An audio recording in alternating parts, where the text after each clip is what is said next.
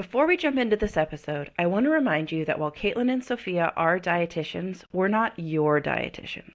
This means the information shared in the Food Freedom Fertility podcast is intended to entertain, educate, and inform.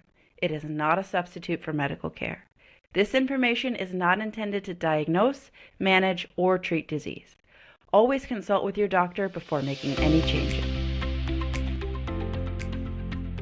Welcome to another episode of Food Freedom and Fertility. I'm Caitlin Johnson, one of your co-hosts, expert in PCOS, infertility, women's hormones.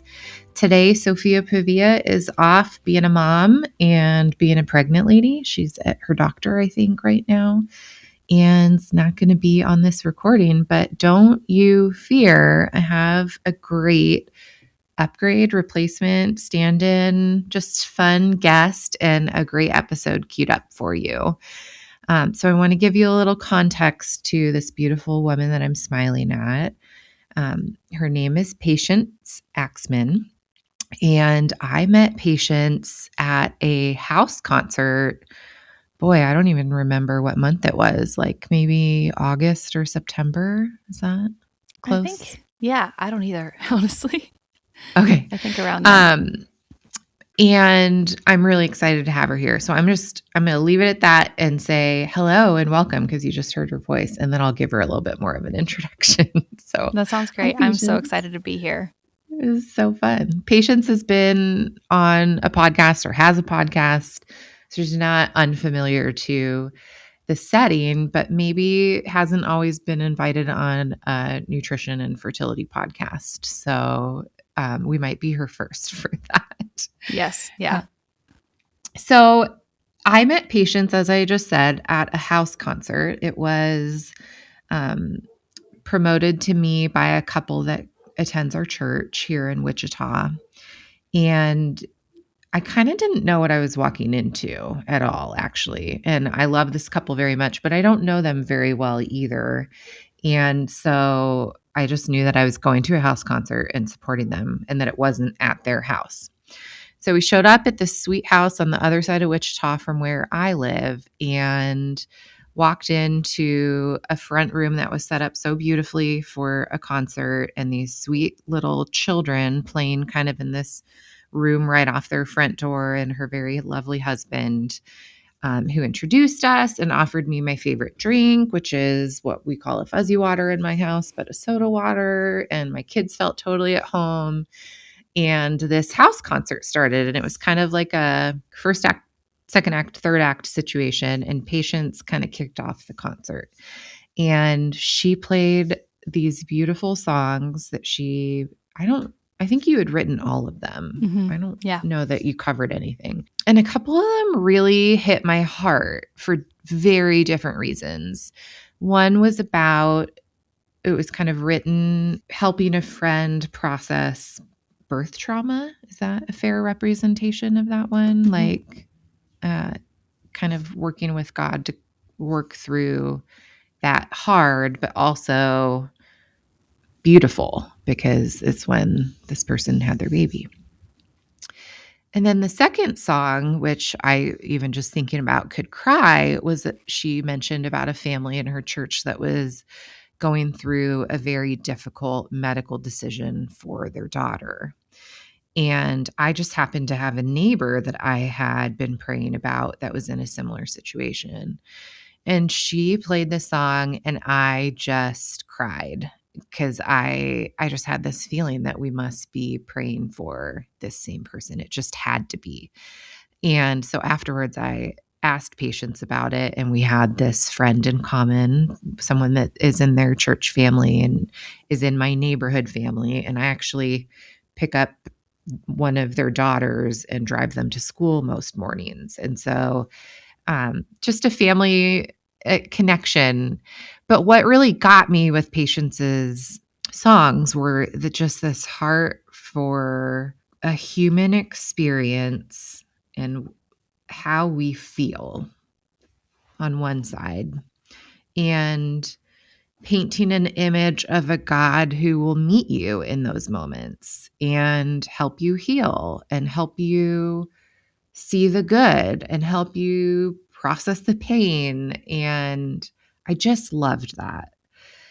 So the other thing about Patience that I've come to learn is that she and her husband are very entrepreneurial. And that is like just so speaks to the vision that I have of myself. That's if I was like introducing myself and I was like, oh, I do this. But honestly, I'm just like, I see businesses everywhere I go and I want to start them for people and tell them what they should be doing with their life. Maybe one of my entrepreneurial goals is to be a business coach because I just kind of do that for free for everyone I know. So I just wanted to start following them. And so I followed them on social media and I've just been loving Patience from afar. In person, I have not seen this beautiful woman since that house concert, which she hosted and played at. And she wasn't even who I was there to see, but I really felt like my heart was just really ministered to while I was there. And I loved that. Just so tended to and loved on and inspired. So fast forward to like sometime maybe November, late November, following Patience, and she makes this post like, I don't know if you guys know this about me, but you can hire me to write songs. I write songs for people and I'm going to do a giveaway and this is what you need to do to qualify for the giveaway. And I was like, oh my gosh, please let me win this. I did all the things. And like one of it was tagging people in the comments. So I tagged a bunch of people that I knew might be interested in this service / wouldn't hate me for blowing up their Instagram. Anyway, surprise, surprise, I won this lovely service and Patience sent me a form to fill out and then kind of the process started. So this is Caitlin Johnson's vantage of who Patience is and the little bit I know about her kind of going into this process. And why you're listening to a podcast episode today with Patience is because she wrote this song and it's releasing today. Not today in recording, but today in real life as you're listening to this. And she was kind enough to accept an offer to come on the podcast and talk about the whole process. And in my mind, like color in the background, like give us the shades of the experience and not just what you might get from listening to the song. So I want to welcome you officially, Patience, and thank you for coming on the podcast. And maybe we could start from your perspective on kind of what led up to this moment with like your music career and interests and anything else you just want to share with our audience. Amazing. Well, you were right when you said it was my first nutrition podcast I've ever been on. It's funny, I was talking to a dear friend of mine who is a nutritionist this morning. We were Marco Poloing, and I was like, which one of us do you think is going to be on a nutrition podcast today? Because you would think it would be you, but here I am. It's just funny how the Lord brings people together, and your description was so sweet and so encouraging to my heart, because that's everything that we desire for our home to be, is hospitality and just helping people to feel seen. And I'm so grateful that you came and that we got to connect. But yeah, I can kind of share, I have had an extremely unconventional journey with music. And so I'll try to keep it concise. And then if you have questions, we can dig in more. But it's funny because I think it ties in to, and I don't know how much of this you know about my journey, but I think it ties in to the experience that maybe a lot of your listeners have. So I started getting interested in songwriting early on in my life. I was about like 12, 13. And so I praise God because I think I went through a lot of my understanding of like rhyme scheme and chords and things like that, writing songs that were terrible back then. But getting some of those reps in, and like, I wanted to be a songwriter and I wanted to, so I learned some chords in guitar. And then after I graduated high school, I just chose to go down a different path. I chose to pursue photography, which I'm so grateful for because now it's a huge income source for myself and my husband. And I see God's hand in that so beautifully, but I really like put down music at all. I was leading in worship ministry. I've been in worship ministry since I was about 18. And so I've been in worship ministry at whatever church I've been at, really off and on since that time. But as far as writing, I did not write another song after I graduated high school for like the next, I don't know how many years, math, 12, 13 years. And so I just laid that down and was just like, okay, that was fun. That was a season. And then back in, okay, I'm going to do the math now on years. So it's 2026. This was 2024. My husband and I got married in 2018 and we had 3 kids in 3 years. So we got pregnant right away, really quickly. And I actually expected, because I had an eating disorder in high school for 3 years, I thought that infertility might be a part of my journey. And then we got pregnant right away. And so I was just like, oh, I guess my years of waiting and, that, like, this is not the path that God has for me. And so we had 3 kids, and then we got pregnant with our 4th right when my 3rd turned 1. And then we miscarried him at 16 weeks. So that was back in 2024. And it was very hard. Just, obviously so many layers of grief and questions of like, is God good in this? And how is God good in this? And just grieving. I felt like, I think in every birth, you're born, a part of you is born. And I felt like in that birth, a different part of me was born, as far as like deep empathy and understanding for women that go through that, but also just pain and suffering in general. And so we were walking through that. And at the same time, I was in like a small community group at my church with our worship pastor. And he mentioned offhandedly that he felt like people singing in the church were really under-equipped. And he mentioned like, oh, I wish that people who were singing in the church could get more vocal education, because we have such an incredible message and we're the least equipped. And I just felt this pull on my heart, like maybe I should dive in more to learning to sing. I had never had I had sang at my church, but I had never had vocal education. And for some reason, like, it was just pressing on my heart to do that. And this was maybe like 2 months after my miscarriage. And my husband and I talked about it, and I got connected with an amazing vocal coach who is also a believer, also in worship ministry. And it's so interesting, the Lord's timing, because 2 months in to vocal coaching with him, I was driving to church and I felt like an entire verse and a chorus on my heart. It was during the holiday season, and it was about just your first Christmas without the baby that you were thinking that you were going to have. And I wrote it down, and then when I got home from church, I wrote the entire song. I sat down, I wrote the entire song. And it was crazy because I hadn't written a song in like 10 years. And God had put this vocal coach in my life that I could talk to and be like, hey, so I have this song and I don't know if it's any good, but can you talk to me about chords? And he really encouraged me in that, like, wow, look, you wrote it. Like, not everybody can do that. Like, you wrote a song, and I wrote 2 more songs that Christmas season, like around December. They just came. Like, I felt like the Lord opened up this part of my heart in my healing from my own grief, this empathy, and also this trust in the Lord, and this willingness to be emotional and to reach out to people the way that people have reached out to us in our pain. And so that January, again, I felt the Lord put on my heart to just start writing every day, which I had put down the dream of like ever recording anything, ever writing anything that anybody would hear.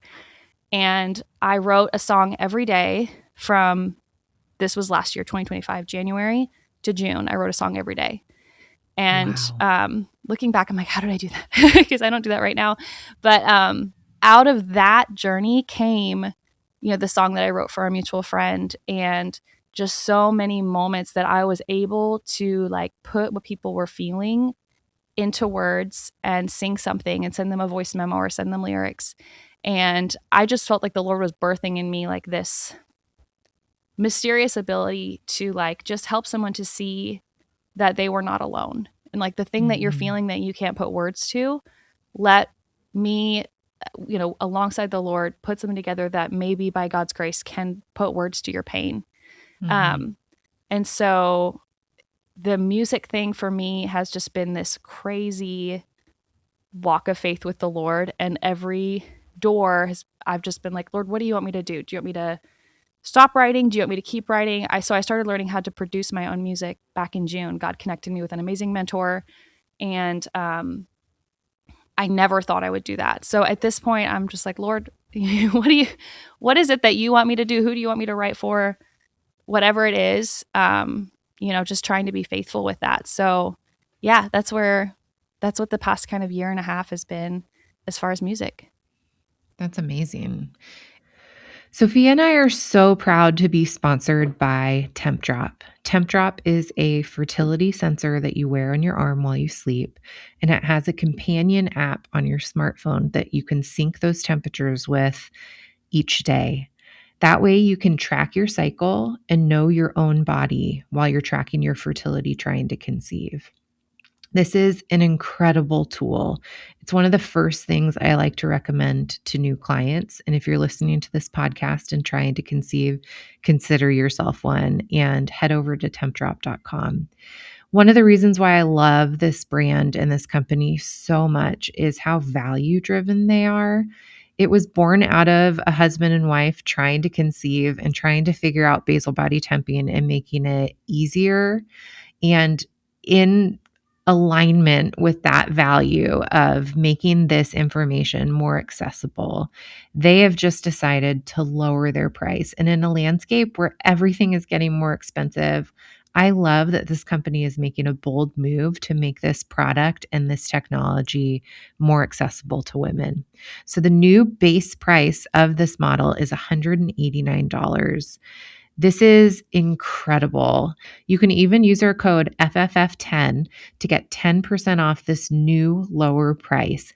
So head to our show notes or to tempdrop.com, grab yourself your fertility monitor, choose the size that you need, throw that code into the checkout area, and get tracking your basal body temperature today.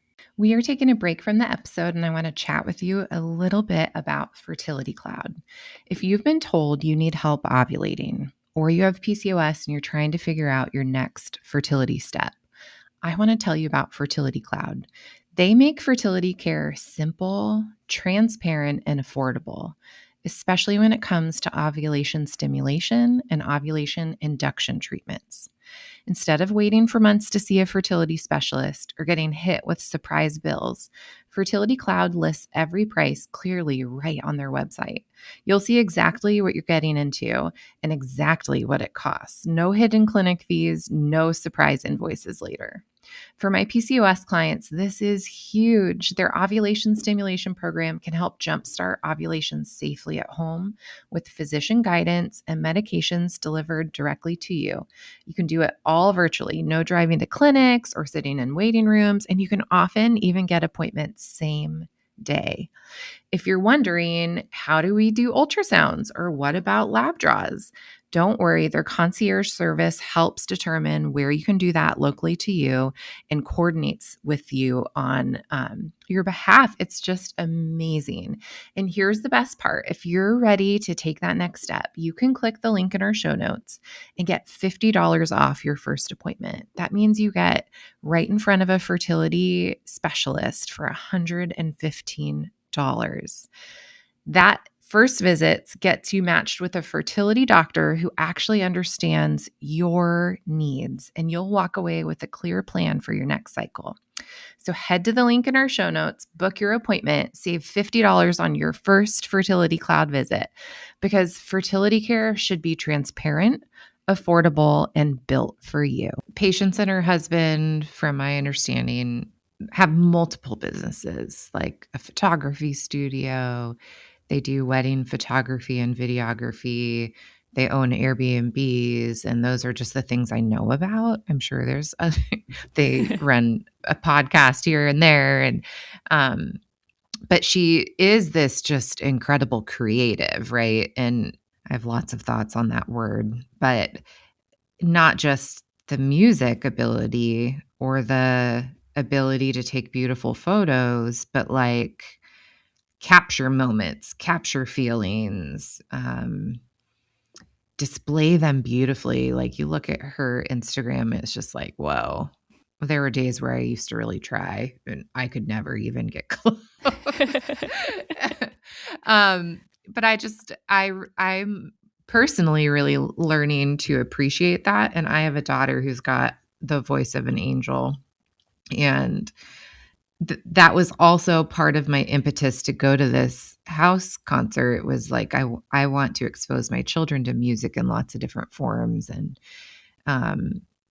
so the other cool thing was having this woman share a little bit of her journey and say, like, this is the first time I'm performing this in front of people. And this, and that was really cool for my little wide-eyed 7-year-old at the time to see, and see people do something really good with their talents.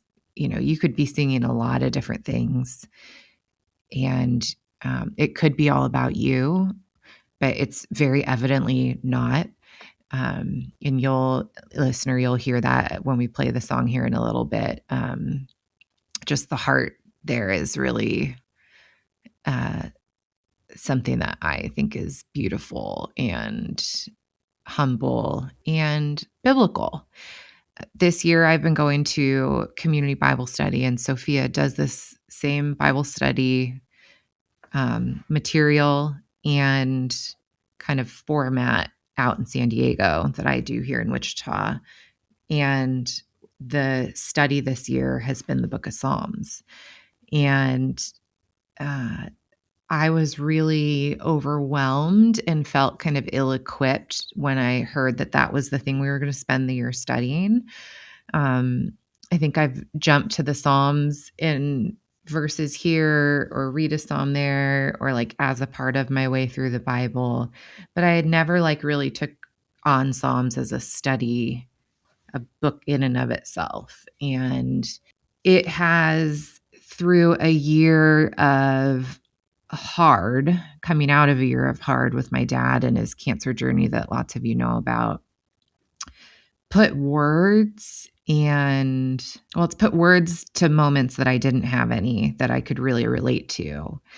And it put God's loving kindness in a perspective in relation to like human needs and frailties and situations that have heartache or grief or sorrow or pain or loneliness or wanting, and very human emotional responses to them. It showed me that like God can handle those things. God can handle your hurt.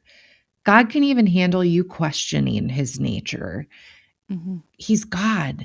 And that what the Psalms say is that his steadfast love endures forever.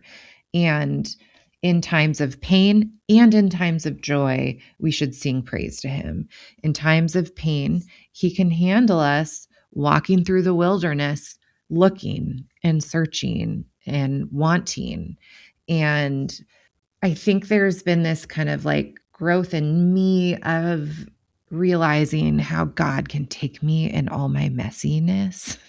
Mm-hmm. And as a mom, I really feel that because I have kids that have puked on me, or, I've done nothing wrong and they're mad at me, or just very similar things that I feel like I've done to God. And he's just received me with arms that have been comforting and good and welcoming.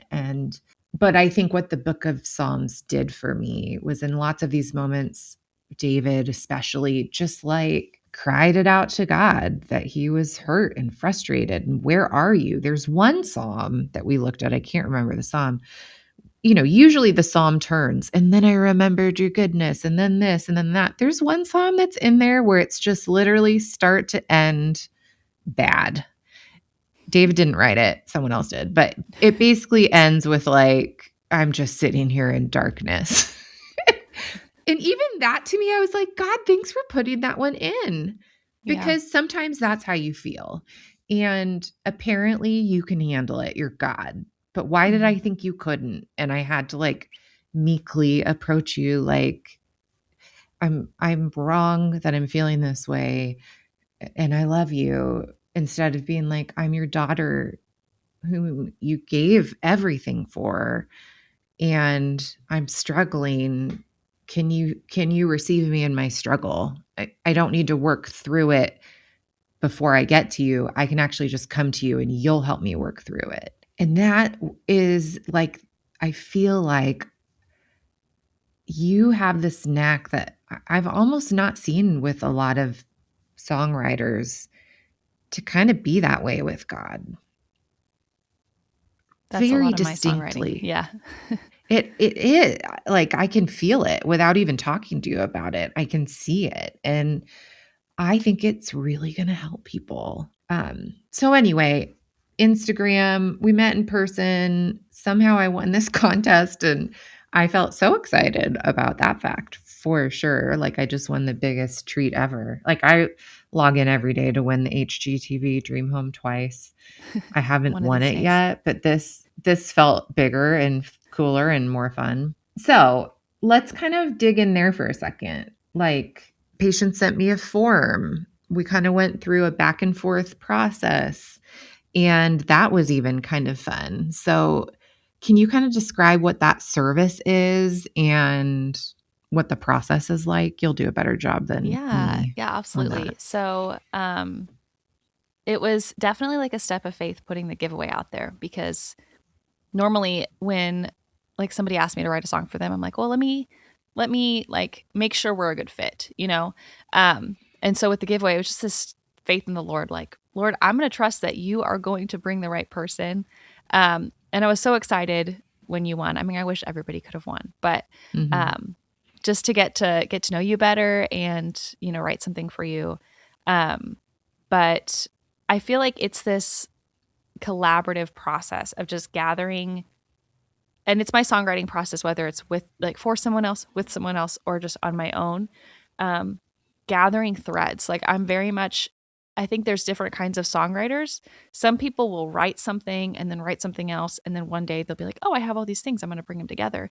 For me, it's almost like a weaving, finding threads and figuring out how do these connect, or maybe like a relief sculpture. I remember doing this relief sculpture in like homeschool back growing up. Like you carve away at the clay instead of adding it in, Oh, and see interesting. what's underneath. And that's sort of my process, is like, okay, we're going to gather all this information and then we're going to start pulling away and weaving together and seeing, God, do you have something here? What is the song that you have here that I just sort of get to refine and uncover? I'm trying to remember what your question was.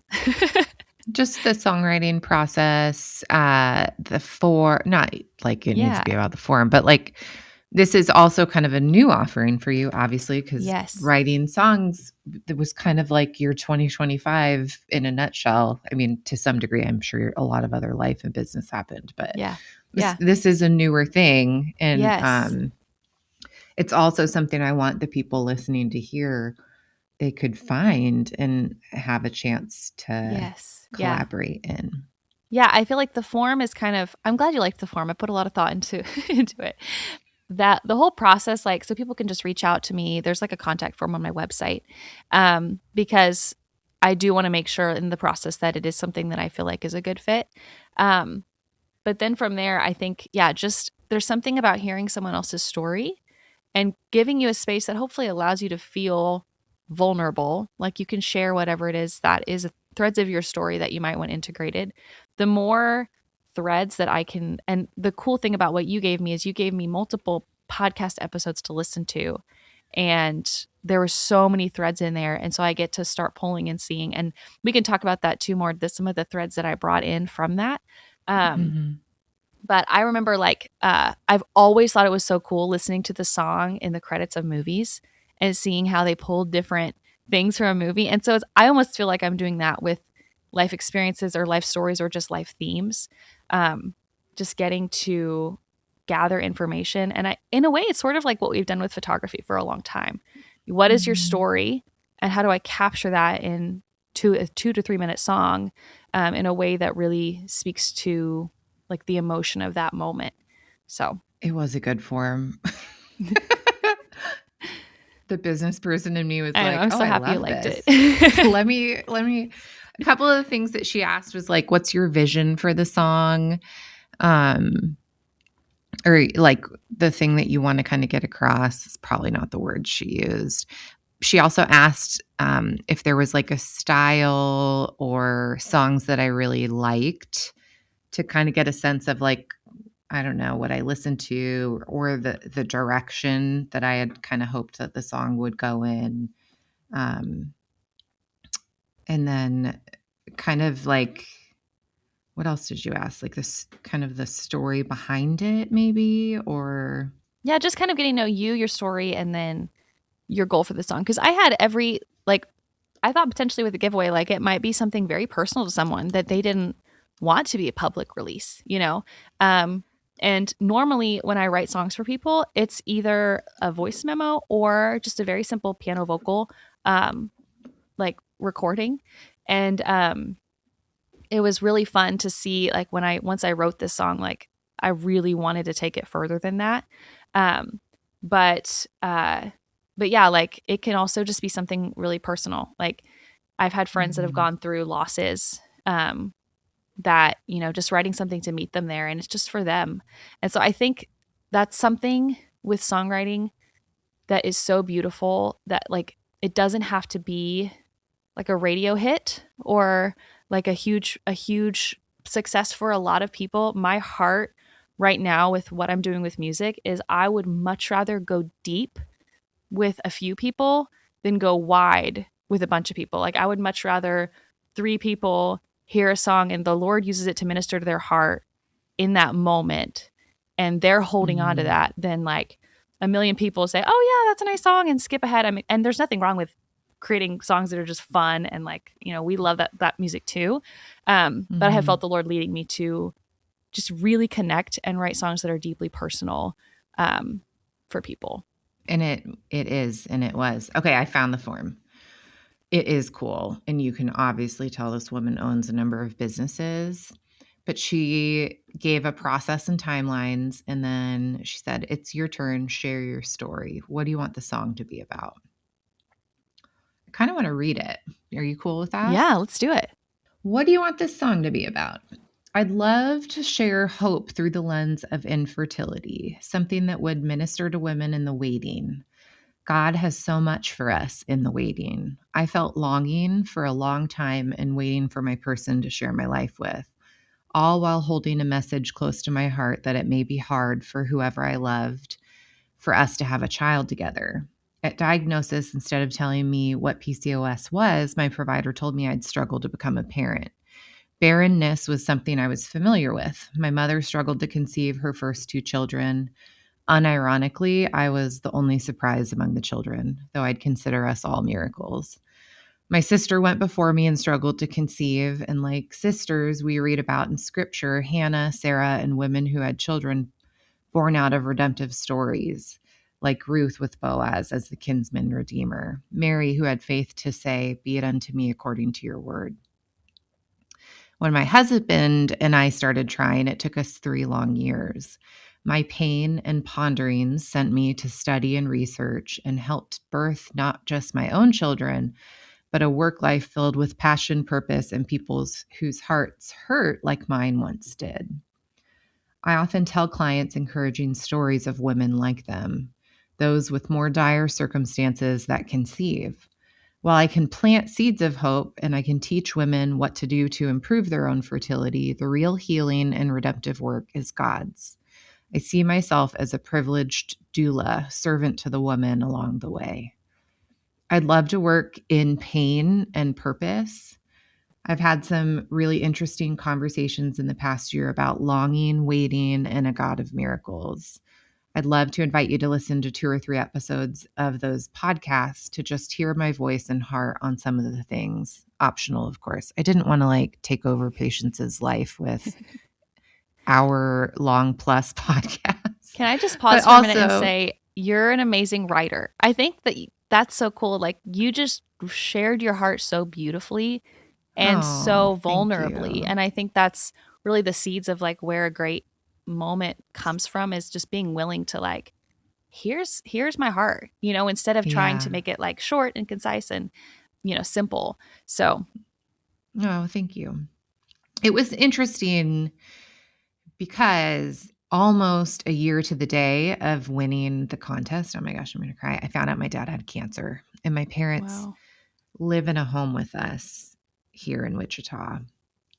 And I'm the only one of their children here locally. And he ended up with esophageal cancer, which is like, if you're going to have a cancer, it's a pretty bad one to have. But if you're going to have a cancer and have a daughter that's uniquely suited to help you, it's one that really impacts eating and things.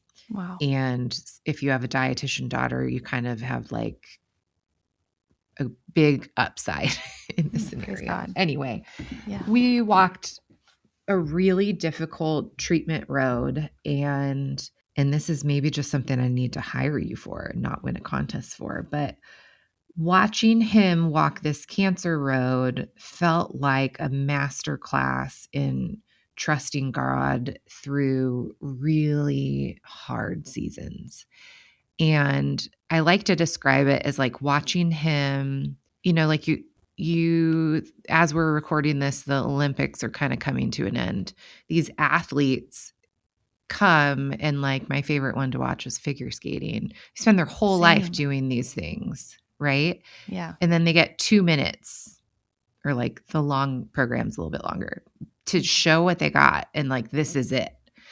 I feel like my dad spent years exercising a muscle of faith in God, that when it like took him literally to the brink of death, he like flexed the muscle with ease. And it wasn't easy, but he certainly made it look like it was. And I never once heard him complain, not once in a year of not being able to eat, feeling terrible, chemo and radiation, a reconstructive surgery behind his heart and lungs, laying in an ICU bed without sleeping for almost a whole week. I mean, the man had things to complain about. But in that ICU bed, he had nurses visiting him that he hadn't seen in a week, coming into FaceTime with their 3-year-old daughter, because his moments of conversation with these people were so God-centered and servant-minded that it wasn't about him. It was about their need and their heart. And like, that's the kind of father I have on an earthly level. And I just kind of wanted to celebrate that. Like, I wanted to celebrate faith in God and triumph, because in that moment, there was no more cancer in his body. And that was such an answered prayer to me. And Praise I held on to this verse throughout the whole year. It was like my anthem of his, like, I think it's Psalm 112:7. It says, "He will not be afraid of bad news. His heart is fixed, trusting in the Lord." And as I was thinking about this, because I heard that I won and then got told I'd be sent a form, and I waited a few hours, I think, not even very long. And I was like, what should I ask her to write on?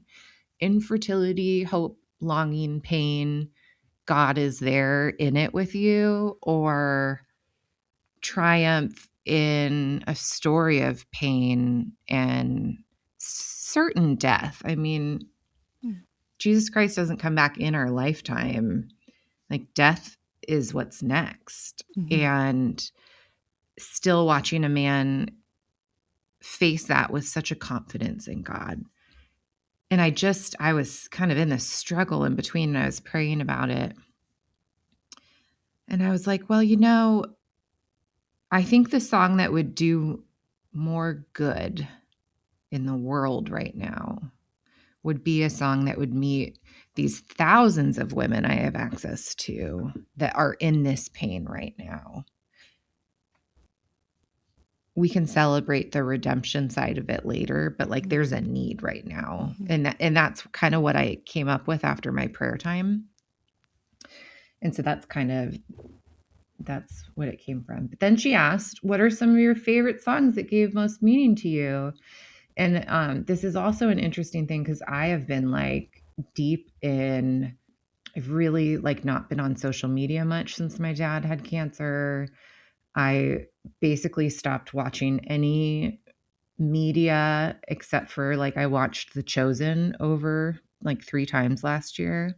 I just really had to get very mission oriented with any media consumption for my own mental health. And so like on Spotify, I just have these different Christian mixes. but I'm a ballad girly. Like I am here for a Celine Dion, sing your heart out, like Adele, Lauren Daigle style voice.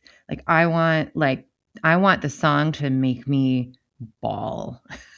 I want to feel it all. So when I was thinking about like what are the songs, I picked a few that were like really good at storytelling.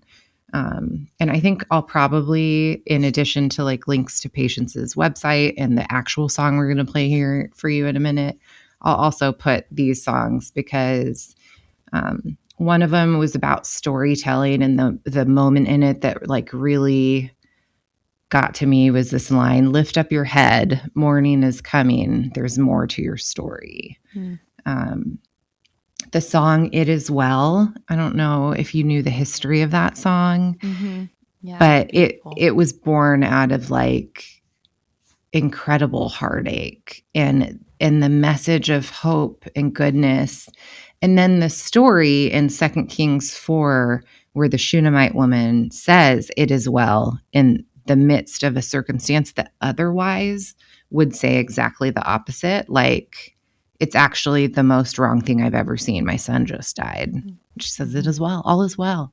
Oh, and then this one, Katie Torwalt and her husband wrote a song.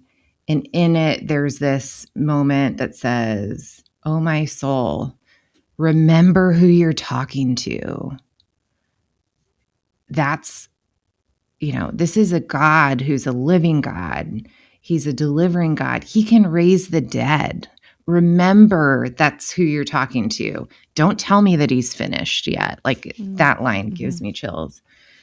So there was just feeling, and I told her I love ballads and songs where people sing their hearts out. And I actually think that your voice is kind of like this fun, gritty texture version of Katie Torwalt or Lauren Daigle. In fact, when you finally sent me the song, I played it like over and over and over and over and over and over again while I was cooking dinner one night. And my dad walked in and he's like, "Is that Lauren Daigle?" I was like, "Oh my God, I have to text you that." I know that's like the best Because compliment I've ever received. So that's very what I kind. thought. I was like, I hope she doesn't take this in like a negative way at all. But I was like, it's produced well enough that he just thought it was like a song on the radio, and it was the rough cut. And yeah, so she also asked, what are objects and experiences tied to the song subject? What do you hear, feel, see, touch? This was a harder one for me. And I have had some therapy in my life, and this was hard for me to like embody something, feel it, see it, touch it, and associate it with a feeling. But it was a huge part of some breakthroughs for me in therapy with some birth trauma and other things. But what came to mind as I was processing this and trying to give a sense of it in a form was wanting to see the triumph in finally giving birth. Like water's peaceful, water's powerful. Living in a broken world where childbirth and infertility are pain we live with, and yet glory and transformation comes. The "It Is Well" story, a woman saying it's well even as her child lies dead and she's running for the prophet. Like, may we all have that vision of believing while we face hardship.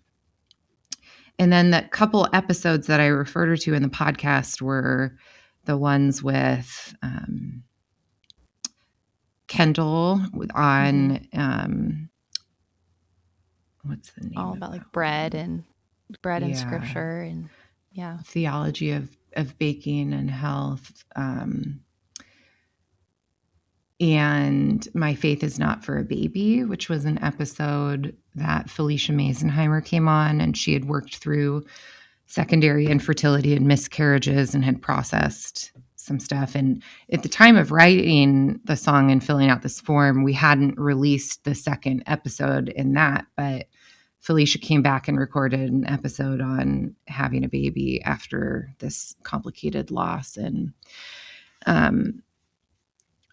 But in those episodes, and I would refer you back to them, there was some processing of like deep, hard questions of, is God good even when somebody says to you, like, God just wanted your baby and that's why you lost it? Or, just hard things that people say or you think, or the hard questions you come up with in your own heart. Or the patient I was on a phone with last night who told me she was pregnant and then cried because she's so scared she's going to lose her baby, because that's her experience so far. Like that exact person is who I wanted this song for the comfort of a God that's with you in those unknowns, in the waiting, in the joy that doesn't feel joyful because you're so scared. Like I wanted it for that. And part of sharing like the baking bread episode is there like, Patience, you did such a good job of capturing that in particular in how God feeds us in this song. We're going to take a break from this episode to hear about one of our sponsors. You've probably heard me say this before, but preparing your body for pregnancy is not just about you. It's about both of you. Fertility is truly a team effort, and that's why I love the Fullwell Fertility Trio for Two. Fullwell was founded by a fellow registered dietitian and fertility expert, Ayla Barmer, and this bundle was designed to support both partners in the months leading up to conception. It combines their top-rated prenatal vitamin, omega-3 fish oil, and a fertility booster supplement that covers things like CoQ10, N-acetylcysteine, alpha-lipoic acid, and organic ashwagandha root extract. The nutrients here support overall egg quality, sperm health, fertility, and even your stress resilience. If your partner's semen analysis looks normal, or if it's suboptimal and we need to improve things, nutrition plays a key role for things like sperm motility, count, and DNA quality. For women, these same nutrients help with ovulation, egg development, and healthy hormone balance, not to mention mitochondrial support, which is a huge piece of how your gametes mature and get ready to be that queen egg or that king sperm that make it to combining to form an embryo. These things are foundational for a strong, healthy pregnancy. I personally love that Fullwell's formulas are third-party tested, they're evidence-based, and made with doses that actually match what the research shows we need. No fluff, no underdosing. So if you're planning to start trying this winter or sometime in 2026, or you've been trying to conceive for a while, it's time to think about starting to nourish your bodies for what's ahead, or take a step up from your current protocol to one that is high quality. Head to fullwellfertility.com and use the code FFF20 for 20% off your order. That's FFF20 at checkout. I'll drop the link in the show notes for this specific fertility trio bundle and for Fullwell, along with this code FFF20. Give yourself and your future family the best foundation with Fullwell's Fertility Trio for Two. I'm interrupting this episode for another of our sponsors. This one is so exciting. They actually approached us and asked if we wanted to do a partnership, which was a resounding yes from me because I have been a huge fan of their products for years now, and that is Cozy Earth. If you haven't heard of Cozy Earth, they make the softest, most luxurious, most comfortable bedding and linens and towels and just all the things that you would want in your home. So if you are looking to have a fresh start this new year, if you want to have a refresh in your bedroom, in your pajamas, in your loungewear, in your bath towels, your bedding, anything like that, Cozy Earth is the place to go. You have heard us harp on sleep quality on this podcast 100 times. If your bed is soft and cool and smooth, how much better of a night of sleep do you have? And that is really what Cozy Earth is offering. They have a risk-free purchase option where you can try them out for 100 nights. And if you don't absolutely love them, you can return them hassle-free. But let me guarantee you, you will love them because These are seriously fantastic linens. There's also a 10-year warranty.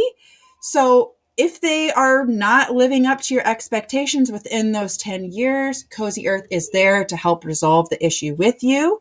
So go on over to cozyearth.com and use our code FFF20 for up to 20% off. And if you get the post-purchase survey, be sure to mention you heard about Cozy Earth right here on the Food Freedom Fertility Podcast. Bye. Oh, I have so many things I could say about that. But that was kind of like the softball I was trying to lob to Patience. And I have no idea what her side felt like. So I'd love to hear that piece of it little, and then maybe we could play the song for everybody. Yes, let's do it. Both of those episodes were so good. And earlier today, as I was prepping to be on here, I was like, oh, there's an update episode with Felicia. So I got about halfway through it.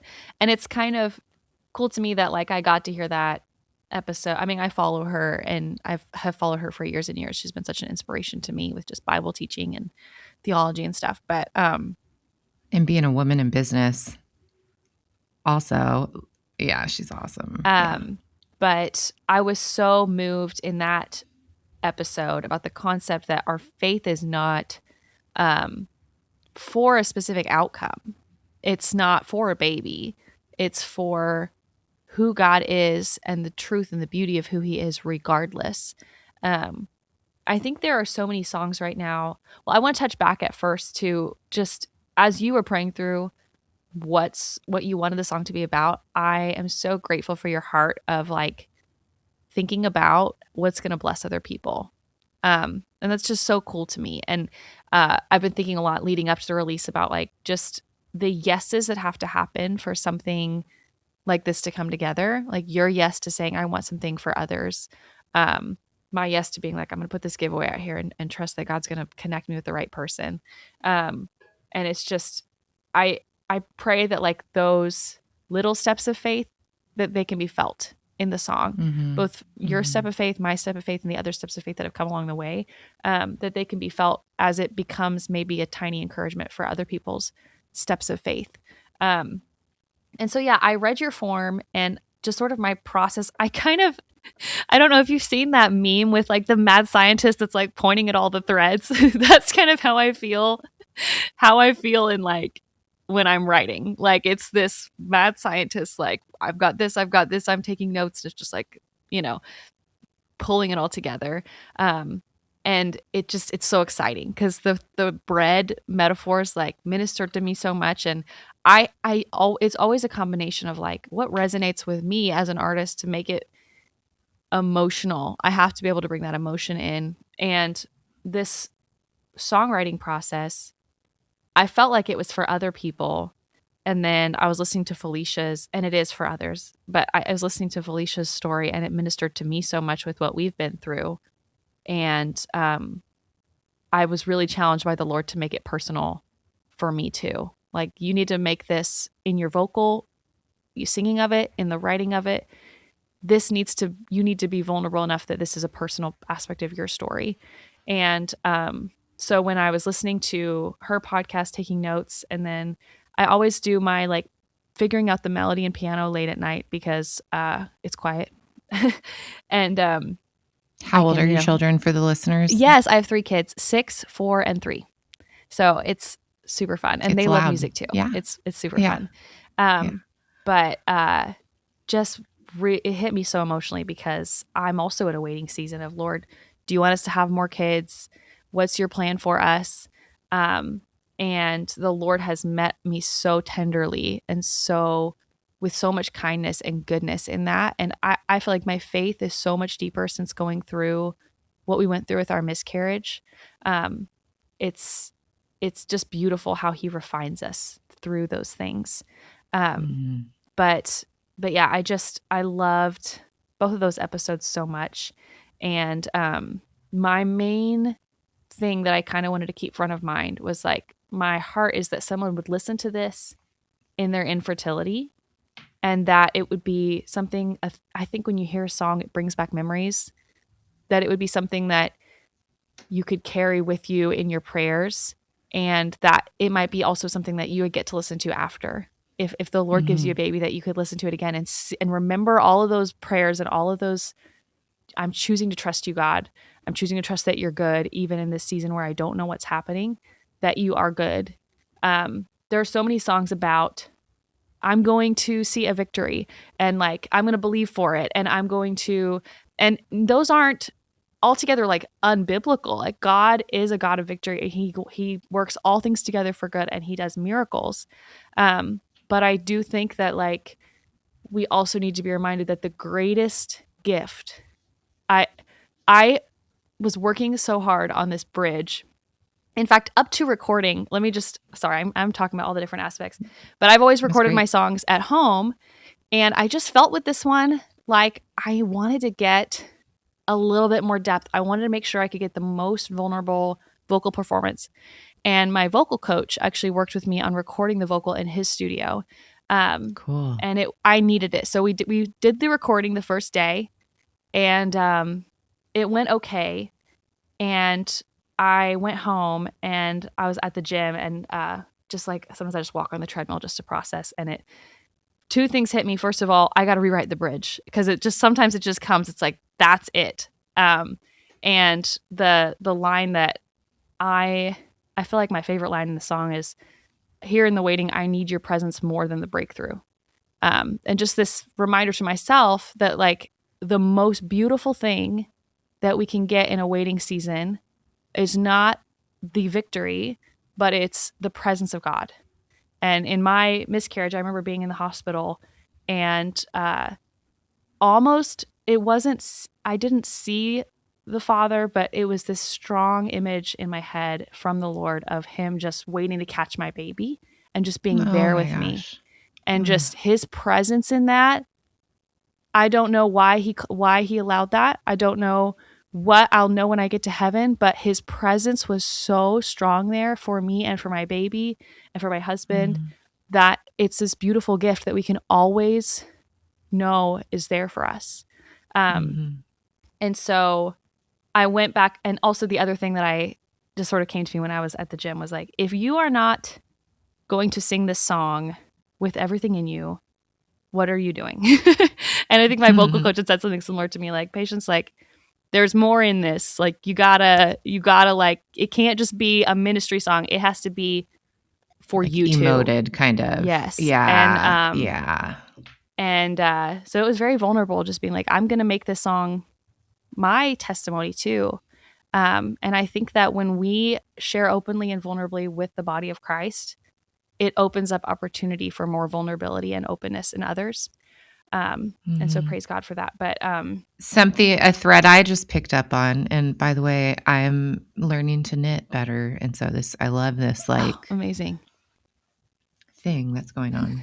The history that you have with a complicated relationship with food and your body is another thing that I'm not even sure you necessarily processed much through in this song, and yet it's there. Like it's how, you fed 5,000 and it was enough. God does something really cool throughout the scripture with food and bread in particular. This thing everybody seems to be so damn afraid of. It's going to make them fat. In this world right now, like, go low carb, be carnivore. It's like, it's partly also why I wanted Kendall on the screen to be like, bread is good. You can eat it if you want to. But there is something there in how you picked that up. And then another line where, when we ask for bread, are you going to give us a stone? You said you wouldn't. You said that you have good things for your children. And James 1 tells us every good and perfect gift comes from above. It's a gift from the Father of lights, with whom is no variableness, neither shadow of turning. And when you think of the lights that he has fathered, they are consistent and have like a story to tell over thousands, millions of years. And yet the shadows on the moon change and the sun leaves and comes back. God isn't that way. He's always light. He's always there. He's always good, and he's always giving good things. And that is a hard reality to face when you're sitting there with your hands open saying, give me this good thing. I'm working so hard for it, but I can't work hard enough. And yet you call children a blessing. And you're just sitting there going, please, sir, I just want some. I don't even want some more. And you say you're good. And that's the feeling that I so badly wanted people helped with. And you just knocked it out of the park. Like, praise God. So good. Should we listen to it? Would this be a good, or do you have anything you want to say? I have two things. Okay. One fun little Easter egg. I love, like, being a photographer. I get really excited about, like, the content for the song and the album artwork, or the song artwork. And so we shot the cover at our church, and I knew I wanted stained glass integrated. But the cover photo that we picked, the stained glass behind me, it's kind of, you'd have to really know, but I know, and it excites me, is it's actually an image of like a bundle of grain. And there's all different kinds of images in the stained glass. Good. And we saw that one, and the light was just shining just right. And I don't know. I loved that episode with Kendall, and just that reminder. We do the same thing in our church that I think you said maybe you do in yours, where we actually break bread and dip it in the juice. And it's this very connected experience. And so it's threads like that. It's the vulnerability like that make a song unique. Just being able to really tie in several different layers. I also wanted to read a scripture. So when I was preparing to record, I wrote down several scriptures to like have on the screen with my lyrics, just because I really wanted it to be very embedded in worship, and I didn't want to lose sight of that, trying to get the right vocal. Deuteronomy 1:26 and 29 through 31. God is talking about like the Israelites and how he sent them to the promised land, but they wanted to scout it out and see like what the situation was. It says, yet you would not go up, but rebelled against the command of the Lord your God. Then I said to you, do not be in dread or afraid of them. The Lord your God who goes before you will himself fight for you, just as he did for you in Egypt before your eyes, and in the wilderness, where you have seen how the Lord your God carried you, as a man carries his son, all the way that you went until you came to this place. And that was the scripture that most spoke to me with this song, is the Lord had provided manna all of that time in the wilderness. And he shows this image of a father carrying his son through the wilderness. And I think the challenge for me in writing this song, and the challenge I pray is in this song, is, do you trust that God has manna for you in the next season? I think sometimes, especially with fertility, like you look into trying again, or, what that might look like. And there's this fear of like, the manna is not going to be on the other side. God's provision is not going to be on the other side of this. And that picture of like trusting that my good father is on the other side of this next step, even if that's just a next step of looking into, where your hormones are at, or next step of surrendering, or whatever that looks like, trusting that no matter what that outcome is, he is on the other side of that. And he's going to keep carrying you just like he carried you in the wilderness. So anyway, and that's for me too. That's like, I'm speaking to myself with that.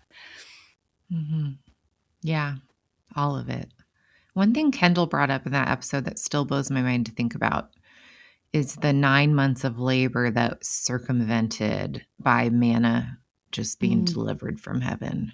Like you didn't have to gather the seed. You didn't have to plant it. You didn't have to manage and water and harvest and thresh and grind and mix and knead and wait for rising. And like, God did it all. And he said, I'll send this to you every day. And then on this day, I'll send you twice as much. It's the only day that you can take more than you need.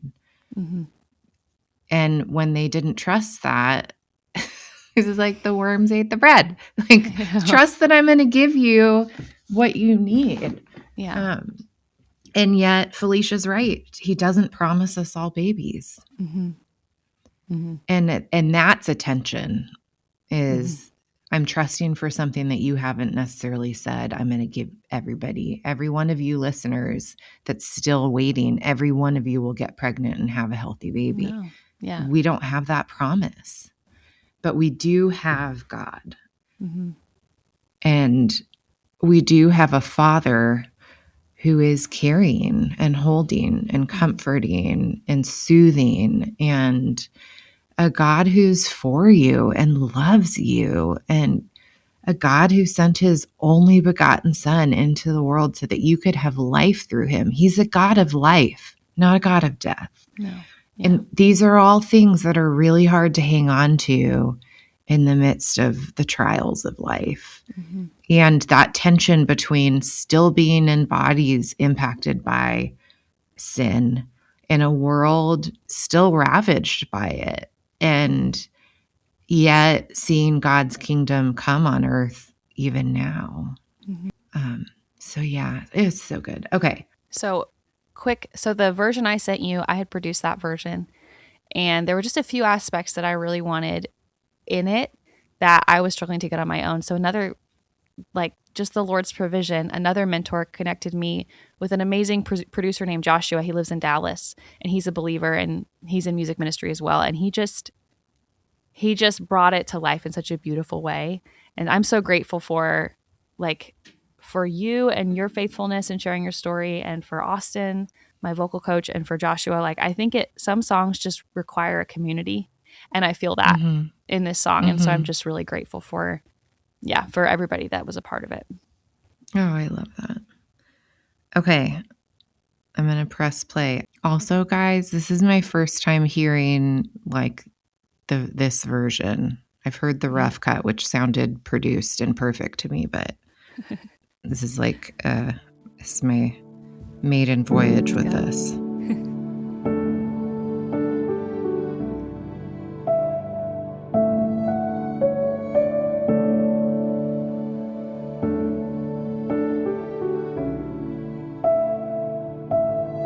Thought I had found my promised land, watching it fall onto like sand. Wilderness found me, completely surrounds me, desert and dust. Taught us to pray for daily bread. I want tomorrow's hope instead. You saw a crowd and you fed the 5,000. That was enough. God, I believe that you're good when I wait empty-handed. I believe that you're good when I don't understand it. I don't know the end, but you're holding my hand in the dark. That's the kind of father you are. That's the kind of father you are. When I don't feel you by my side, that's when I look back on my life. Through every struggle, you lifted me up and you carried me on. I may not know what's coming next.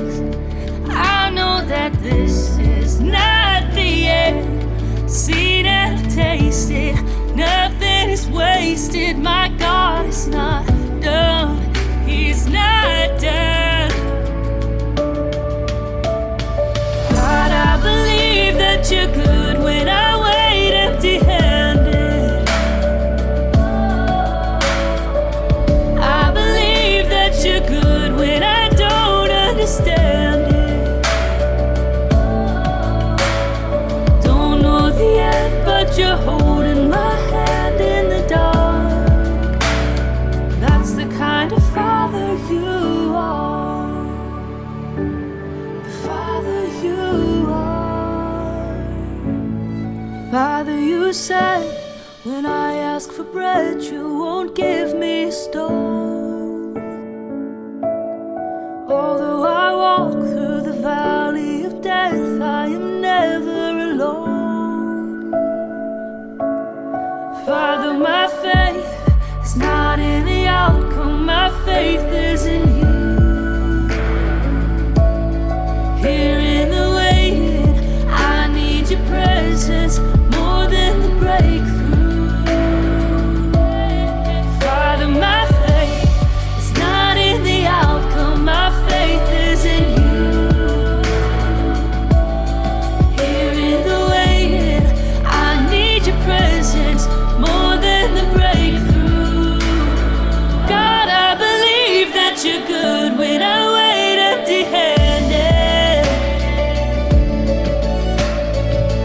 I believe that you're good when I don't understand it. Don't know the end, but you're holding my hand in the dark. That's the kind of father you are. The father you are. Father you It's so good. Oh, the violin, or I know. is it violin? Viola? That violin at the end, I was like, love it. Put it everywhere. It's amazing. So good. And And, he the was like incredible. shaky thing. Is there some sort of like, Mm-hmm. what do you call Yeah, that? he A just- maraca? I don't even know. Yeah, he did amazing. I feel like I had it 80% and he brought it to 110%. And I'm super grateful. He was amazing. Oh, so good. So good. And it captures that. It captures that nature of Godness. This is the kind of father you are. You're here in this waiting season. You're here comforting me. And I may not get what I'm asking for, but I am resolved to have faith that you're enough. Mhm. You are enough. And yeah, I have so many things, but maybe just like taking it in is. I didn't hear like versions of this as it was being worked through. I just kind of was like, I guess I did get a preview of the lyrics. Yes. Yeah. Which was, I changed a little bit, but that was pretty much, I'm a fast writer. Like, I don't know. And it may not always be this way, but my songs come together very quickly somehow. It's just the Lord and his goodness and what he wants to do. So I just can't wait to see what this song does for people. How are people going to be able to listen or download or buy it? yeah, so it's on all streaming platforms. So Spotify, iTunes, anywhere you listen to music, it'll be available there. So should be pretty easy to find. My artist name is just my name, Patience Axmann, and I'm sure you'll link the song. But yeah, if you want to Is like patience spelled the way patience is normally spelled? yes, the way it's normally Okay, but spelled. Axmann throws me for a loop. In my mind, it's like it's not what it is, and I don't want to put that in people's heads. So I'm going to let you spell it. Axmann. And Okay. that's the name on TikTok, on Instagram. I kind of hate that I have a TikTok, but somebody told me like if you're going to make music, you have to have a TikTok. So I'm on TikTok and I'm on Instagram. And yeah, if you have any questions about songwriting or you're interested in that process or anything, my website is also just my name, patienceaxmann.com. But you can also DM me on Instagram or on Facebook. Yeah, I really pray that this song is a blessing to the people that need to hear it. Mm-hmm. Do you have like a dream of like what you would love for music to be in your life and impact? Or are you just kind of like, here, God, do take me by the hand and I'll follow you? I think yes and no. I think when I felt music kind of being stirred up in me again, I had a dream of creating an album. And I don't know, that requires a lot of time and resource. So I'm, for now, releasing singles is what I'm doing. I think what I would love is to be able to write for other artists. That's my heart, is writing. But oh my goodness, this past year has been such a crazy journey. At this point, I'm like, Lord, just tell me what you want me to do. Big, small, take a break, do it every day for 6 months. Like, he has connected me with just so many cool opportunities to write with people or meet producers, or the music industry, as I've learned about the business side, can be really kind of crazy and discouraging. And so I think that's where I've just kind of chosen, like, I think going deep with people and making art that matters is like where the Lord has me right now. So that doesn't really answer your question, but It does kind of, yeah. yeah. Do you mind sharing like a line or two from the 2 songs I referenced, like the one about birth trauma and Yes. is Yeah, it's funny you remembered which songs I sang at that show, because I was trying to remember which ones. um, so the one about birth trauma, I think this is the one. I was, for a while when I was writing every day, I was reaching out on Instagram. Just, I would be like, who wants me to write a song for you? Just send me your, because I was just learning, like, this, something might come, something might not come. And a friend of mine had a really rough experience with retained placenta after her birth, and had to have a D&C, and it was just really traumatic for her. And she said, I want something about, I love my baby so much, but I feel so much grief and pain at the same time. And this might not be the song that you were referencing, but I'm going to read the chorus. How does a love song feel like heartbreak sometimes?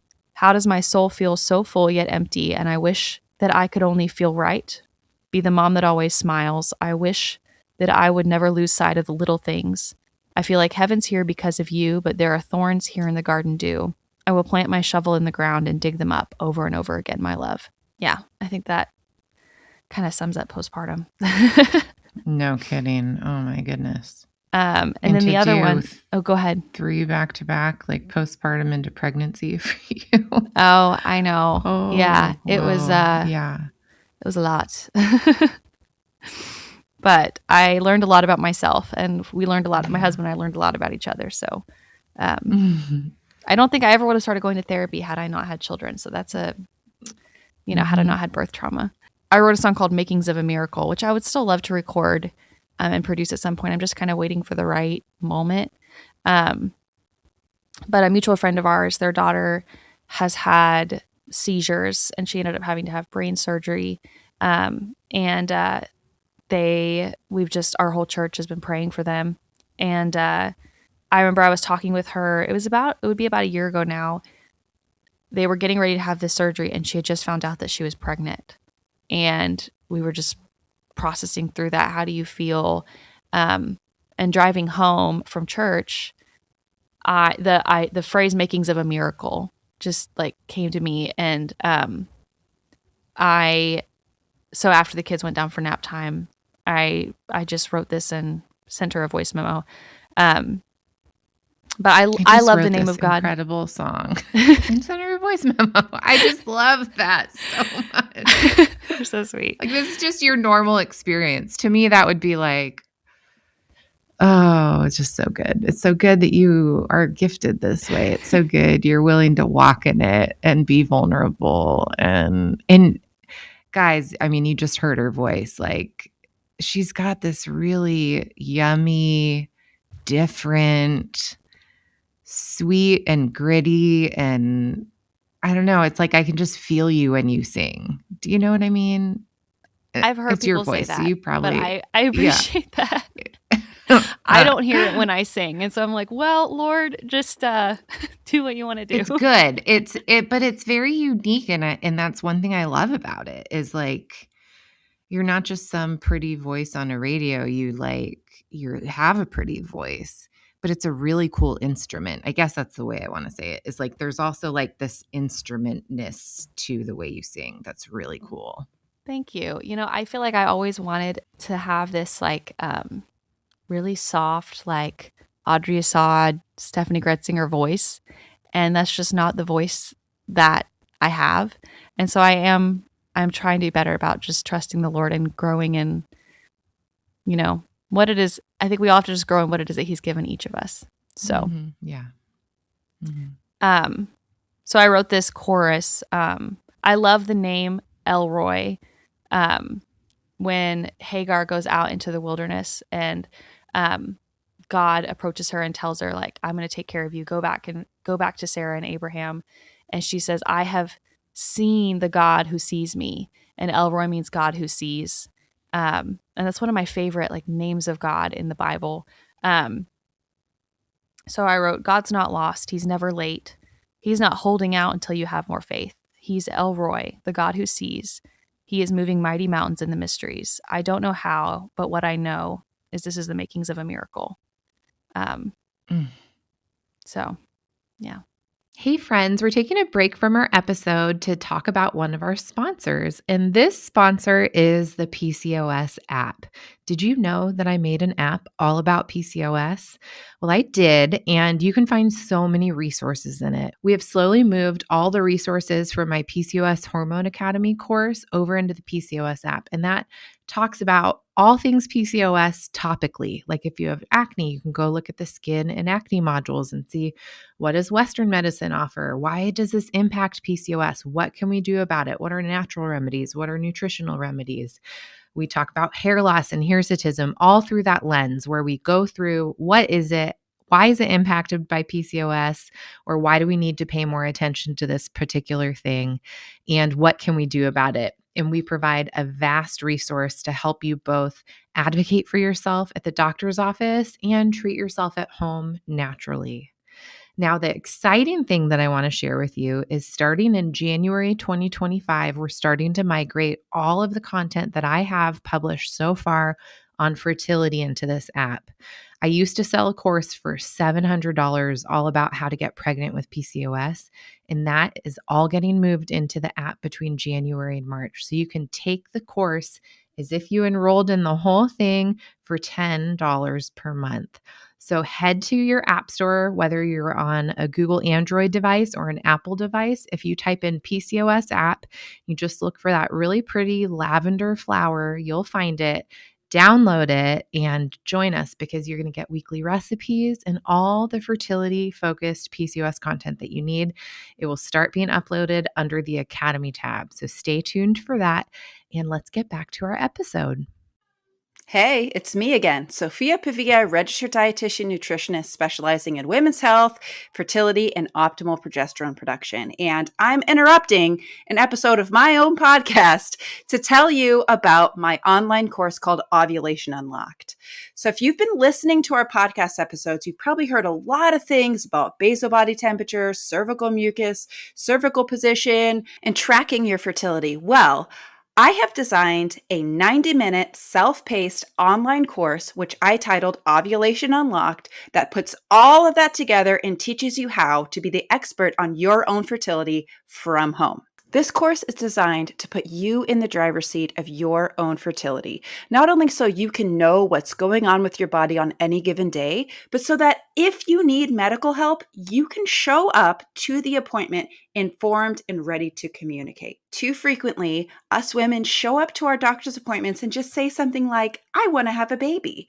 And the doctor looks at you and says, good for you. Stop using birth control, start taking a prenatal, come back in a year if you're not pregnant. And that's all we get.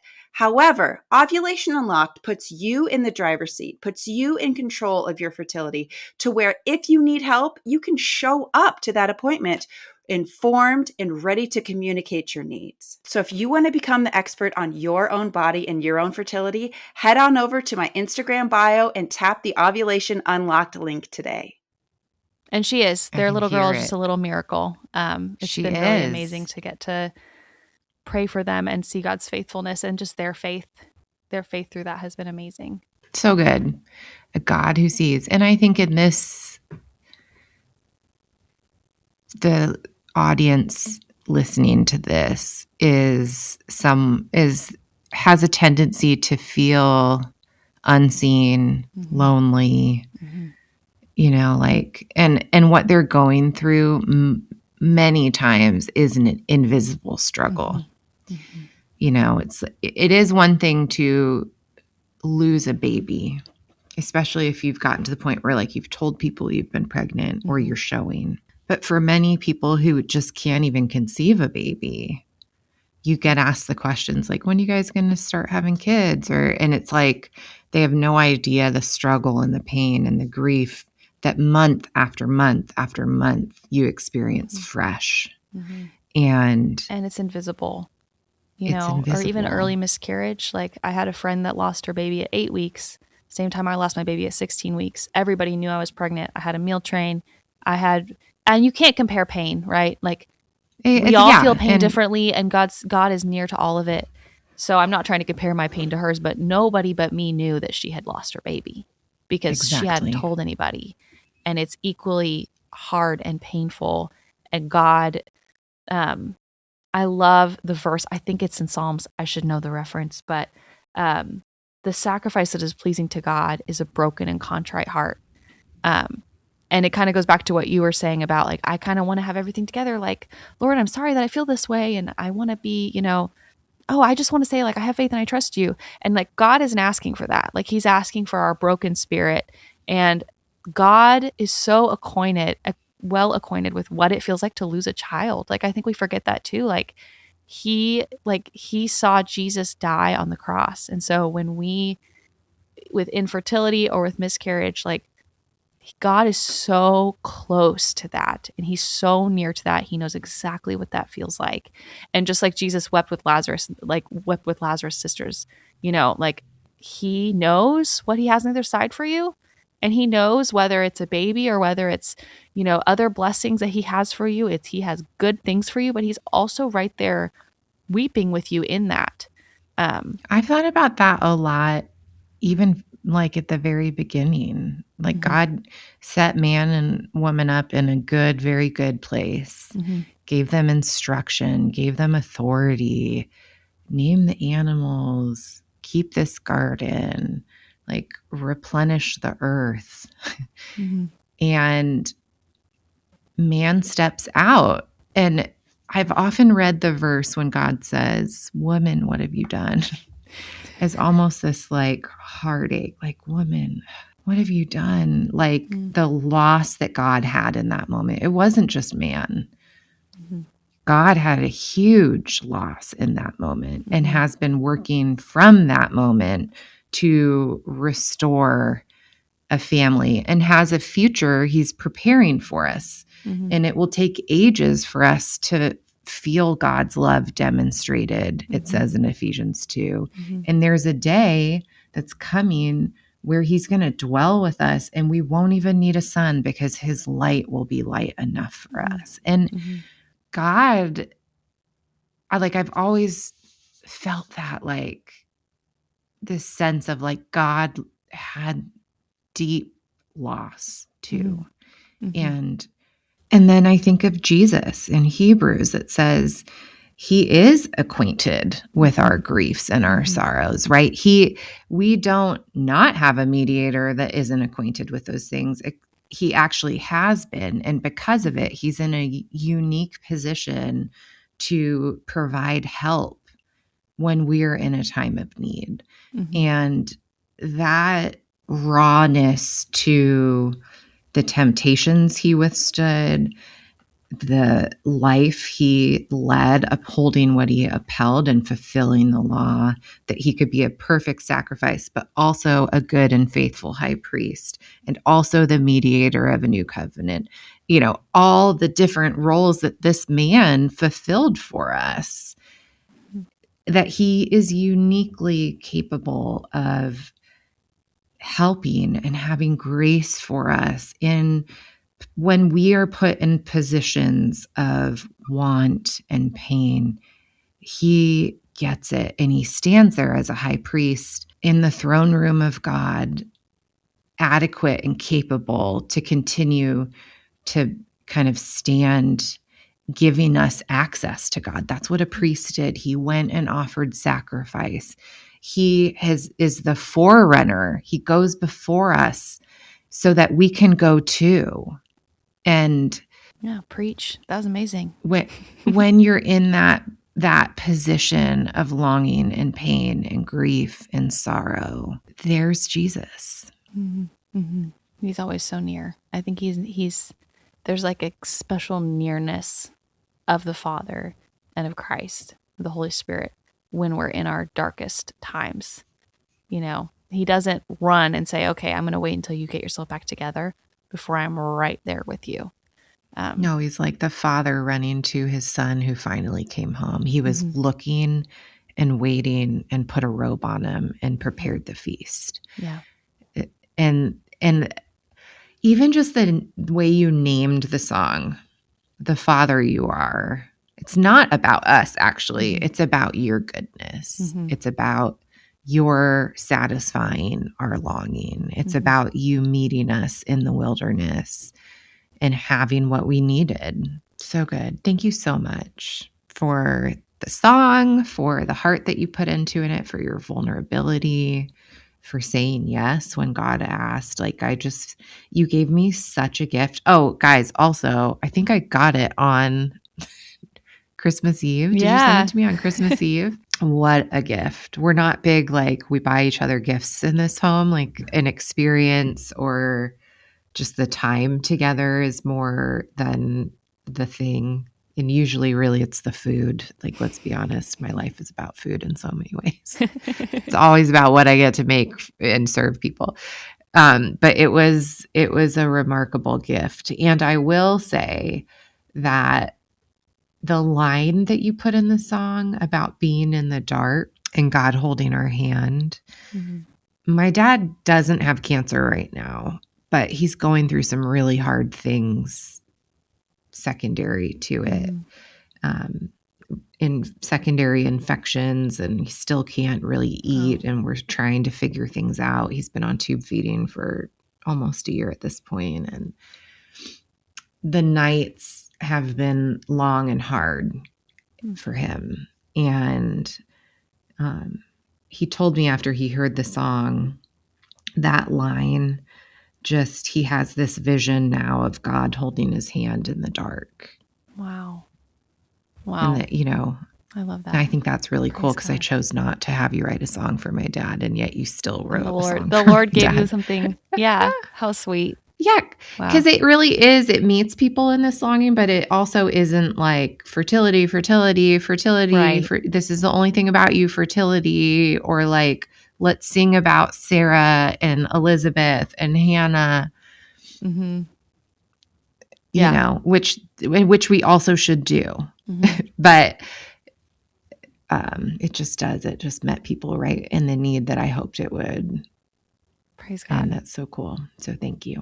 Well, thank you. Thank you for trusting me with like sharing so vulnerably. And thank you for having me on to get to share a little bit more about the behind the scenes. And I just love everything that y'all do on here. Like, so much of it ties into different parts of my life experience too. And I think it's such an amazing resource. So I'm super grateful for you guys. Yeah. All right, guys. So different episode here. You're listening still. So I'm glad that you're here. I hope that you got something out of this that you really needed today. As always, we love when you share episodes. This would be a banger to share. I'm sure someone in your life is in a season of longing and waiting and will be encouraged to consider the God that is right there with them in that moment of their life. So I encourage you to share the song. I encourage you to follow Patience Axmann on all the things you hang out on.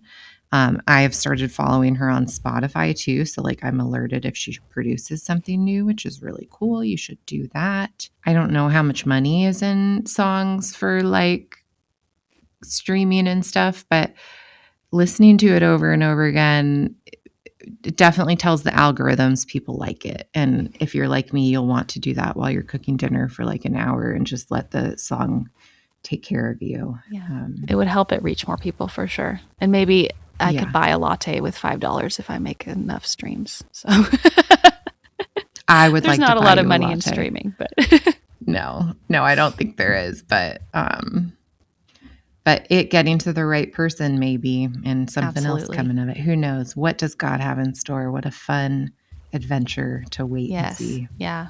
I'm just privileged to get to share it, and just praying that it meets you guys where the Lord, where you need to hear it. So Patience is also like your parents named you well. I'm always like, oh, I just created something. Let's get it out there. And she's been so good about like planning and when do you want to release it? And I'm like always chopping at the bit when I have something new.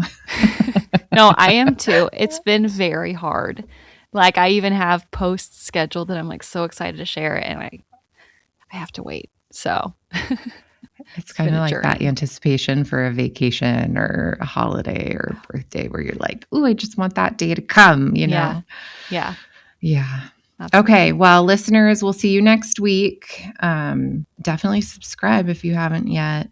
And I hope that these episodes where we're leaning into our faith a little bit more gives you confidence to do that in the circles and communities that you're a part of, because your life is very valuable and precious, and you and your faith lived out can change people's lives. And I pray that over everyone today. So have a great week.